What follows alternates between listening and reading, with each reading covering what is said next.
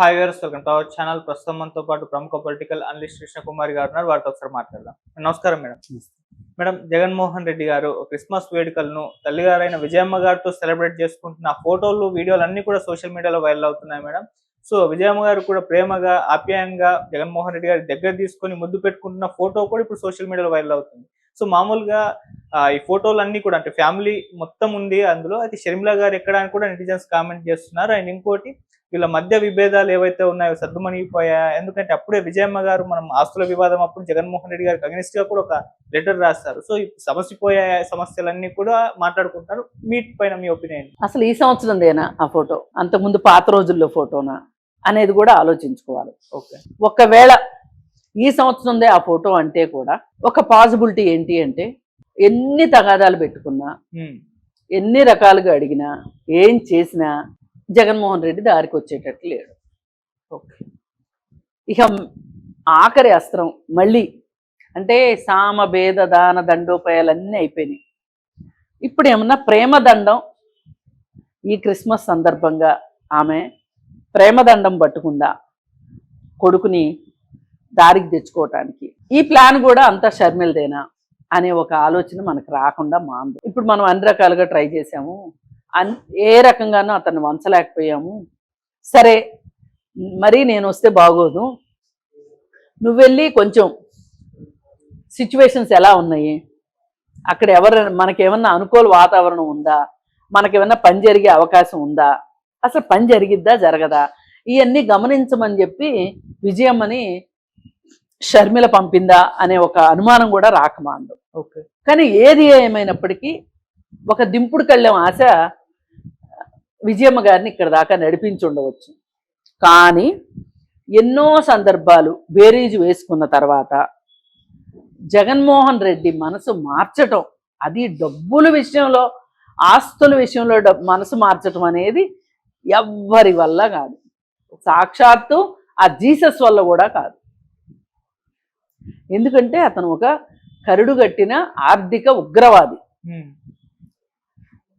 ఇది ఒక డబ్బు పైన ఇష్టము, వ్యామోహము, అవసరము, కాంక్ష, హోదా,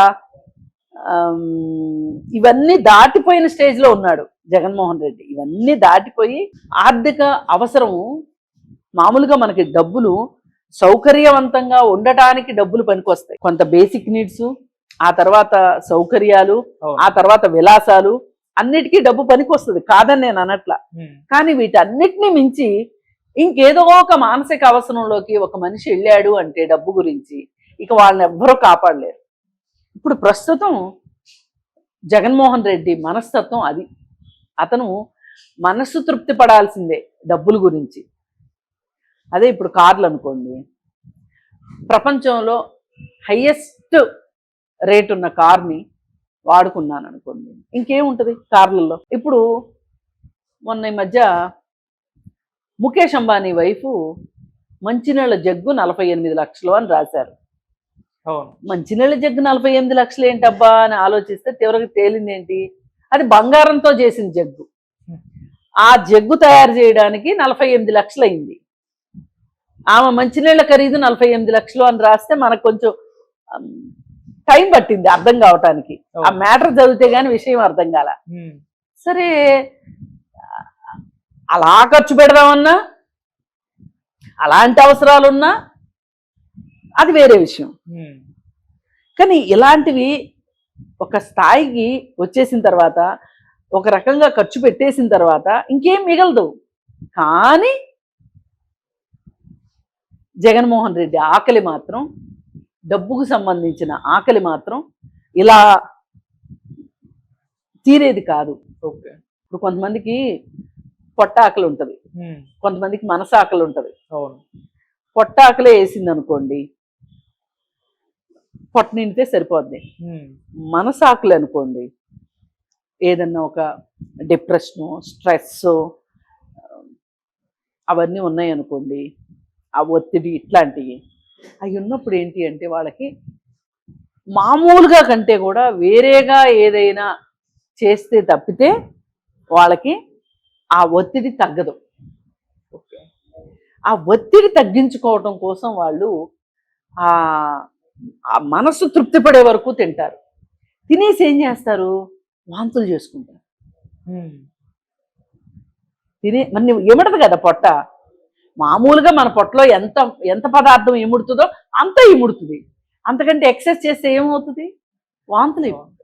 వాళ్ళు వాంతి చేసుకుంటానికన్నా ఇష్టపడతారు. కానీ ఇది నేను ఇంతకంటే తినలేను, ఇంతే తిన్నాను ఇంతకుముందు ఎప్పుడు ఇంతంత తినలేదు, ఇవాళ ఎందుకు ఇలా తింటున్నాను అని ఆలోచించే విచక్షణ జ్ఞానం ఆ క్షణానికి ఉండదు వాళ్ళకి. అది వాంతి రూపంలో బయటకు వస్తుంది. అలాగే డబ్బులు కూడా కొంతమంది బేసిక్ నీడ్స్ దగ్గర తృప్తి పడతారు, కొంతమంది కాస్త కంఫర్ట్స్ దగ్గర తృప్తి పడతారు, ఇంకొంతమంది లగ్జరీ దగ్గరికి వెళ్తారు. ఇవన్నీ అయిపోయాక ఇంకా డబ్బుతో ఏంటి అవసరం ఉంటుంది అని ఆగిపోయే వాళ్ళు ఉంటారు. కానీ కొంతమంది ఇలాంటి మనుషులు, జగన్మోహన్ రెడ్డి లాంటి మనుషులు ఇక్కడెక్కడ ఆగరు. వాళ్ళకి వాళ్ళ మనసు చెప్పేదాకా అంతే. ఆ ప్యాలెస్లు, ఊరికి ఒక ప్యాలెస్, ఇవన్నీ ఎందుకు కట్టారంటారు? ఇది ఒక మానసిక పరమైన జబ్బు. ఎంత ఉన్నా ఇంకా కావాలనిపిస్తుంది. వాళ్ళ ఆకలి తీరదు, దాహం అన్నమాట ఇది. అయితే ఇలా ఉన్న మనిషి ఇలాంటి చిన్న చిన్న చిట్కాలకి లొంగుతాడా? ఇప్పుడు చాలా మంది అనుకోవచ్చు, జగన్మోహన్ రెడ్డి దగ్గర చాలా డబ్బులు ఉన్నాయి కదా, చెల్లికి ఇవ్వాల్సిన వాటా ఇస్తే ఏం పోద్ది అని. కానీ ఆయన మనసు ఒప్పుకోవట్లేదే. ఏం చేస్తాడు పాపం? పైగా ఎక్కడ పెన్ను పేపరు లేవు. ఒక ఎంఓయూ రాసుకున్నామని చెప్తున్నారు.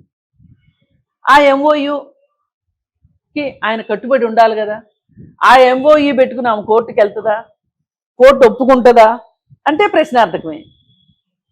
ఇంకప్పుడు అతనికి మనస్ఫూర్తిగా ఇస్తే ఇవ్వాలి. వాళ్ళు అడిగింది నిజమే కదా, నా తండ్రి ద్వారానే కదా నేను క్విడ్ ప్రోకో చేశాను, అసలు నా తండ్రికి అధికారం లేకపోతే ఈ డబ్బులన్నీ నేను ఎట్లా సంపాదించేవాడిని, అలాంటప్పుడు నేను నా తండ్రికి ఒక్కడే కొడుకు కాదు కదా, కూతురు కూడా ఉంది కదా, ఆమెకు కూడా వాటా ఇవ్వాలి కదా అని ఒక మనస్తత్వం జగన్మోహన్ రెడ్డికి ఉంటే అసలు ఇవాళ మనం ఇవన్నీ మాట్లాడుకునే వాళ్ళం కాదు.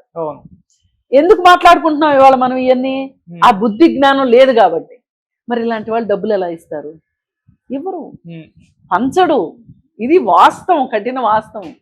ఇప్పుడు ఆయన పార్టీలో పనిచేసే వాళ్ళకే, మామూలుగా అయితే వేరే వేరే పార్టీల్లో కాస్త ఆర్థికంగా ఇబ్బందులు ఉన్న అభ్యర్థికి డబ్బులు పంపిస్తారు పార్టీ. ఇప్పుడు కాంగ్రెస్ పార్టీ ఉందనుకోండి, వాళ్ళు సెంట్రల్ ఫండ్ నుంచి పంపిస్తారు. కానీ జగన్మోహన్ రెడ్డి ఏ రోజు, టీఆర్ఎస్ పార్టీ ఇన్ని సంవత్సరాలు, టీఆర్ఎస్ పార్టీ అయినా అంతే. ఇప్పుడు టీడీపీ ఉంది, 14లో గెలిచింది, 19లో ఓడిపోయింది. అయినప్పటికీ కూడా మొన్న ఎలక్షన్స్లో కొంత ప్రజాబలం ఉంది అనుకున్న వాళ్ళకి, ఆర్థిక బలం ఉన్నా లేకపోయినా సీట్ ఇచ్చారు. మరి వాళ్ళు ఎలా గెలిచారు, ఎలా ఖర్చులు పెట్టారు?